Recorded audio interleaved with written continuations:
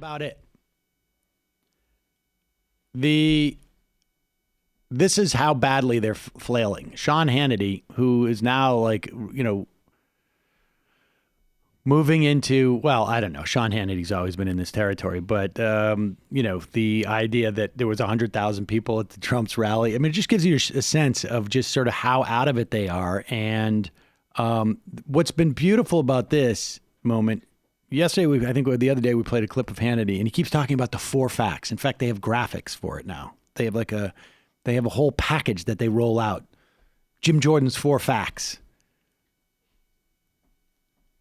And it just shows you, well, watch this. This is Sean Hannity's there with Jim Jordan, Mark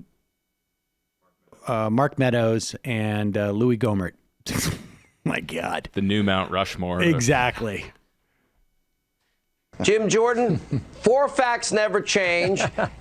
And why is that relevant again tonight? Pause it for a second. What are they laughing at? They all laugh. Like Jordan laughs after he says 4 facts haven't changed, because Jordan doesn't know what he's talking about. Louis Gohmert laughs because Jim Jordan's laughing. It's very strange, these guys. They're all basically like, we all have to look like we're not worried about any of this.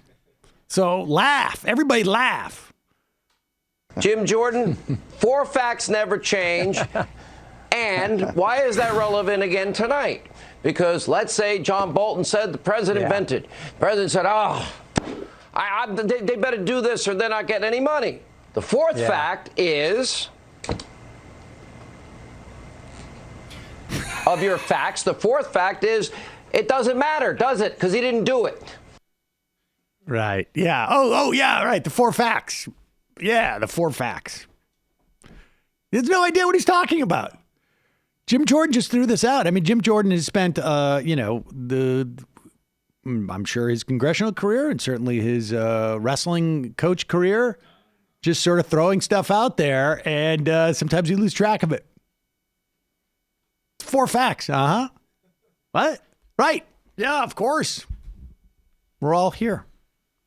Pretty stunning. So that is, we're moving into the questioning period in terms of, let's hear this. We'll do this last one here with Ted Cruz. They're going to start to move into the questioning. Mitch McConnell has said that he doesn't have the votes to stop a vote to call witnesses.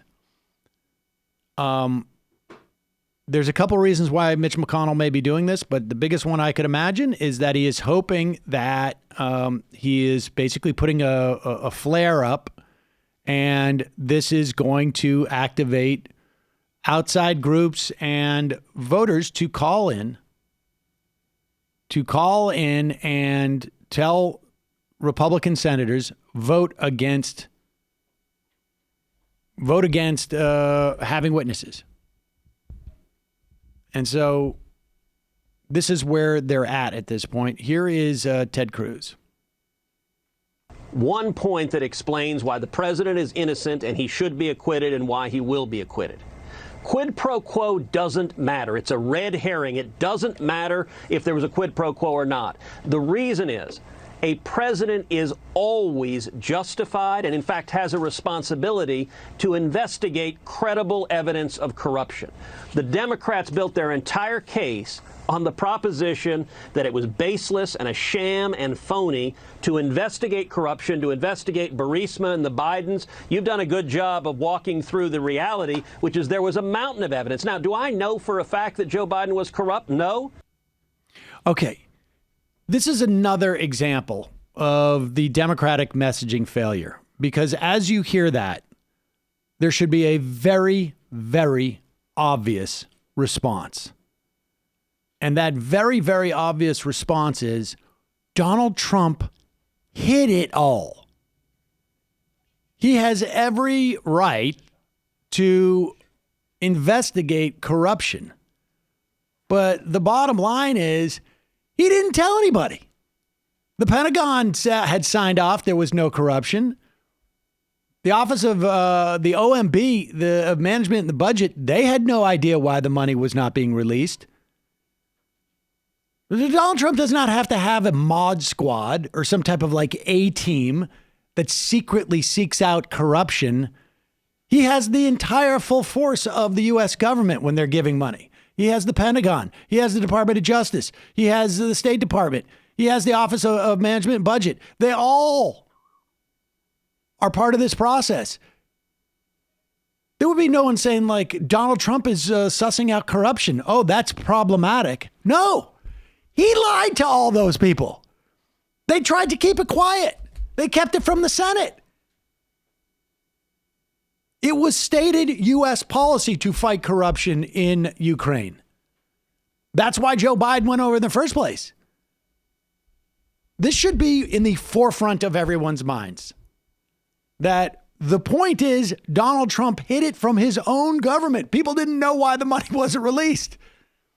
And if he was fighting corruption, that's something he would brag about at the moment, or even just tell people about at the moment. If you're looking to root out systemic corruption in a country and you're the president of the United States, you don't have to have your own personal lawyer and a mod squad full of Igor Frumans and Lev Parnases to go surreptitiously to suss it out. You have the full force of the United States government. And that, again, is also a messaging failure. We should know that. Everyone should know that. That should be in the forefront of everyone's mind. But the problem is like the argument has been made. Everybody just assumes that it stays in there. This is a political process. The value of this is to put pressure on, in this instance, to put pressure on a half a dozen senators in the Republican Party and ultimately the House members of the Republican Party. And if you're not doing politics, and I'm not even saying like you have to go out there and you could just talk about the facts of the case and the facts of the process, you're failing.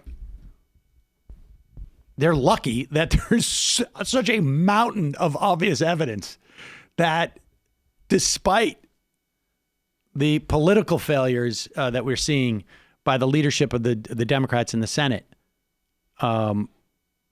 despite that, the facts are so stacked against Trump in this instance that it's putting pressure on people like Susan Collins because everybody can figure it out.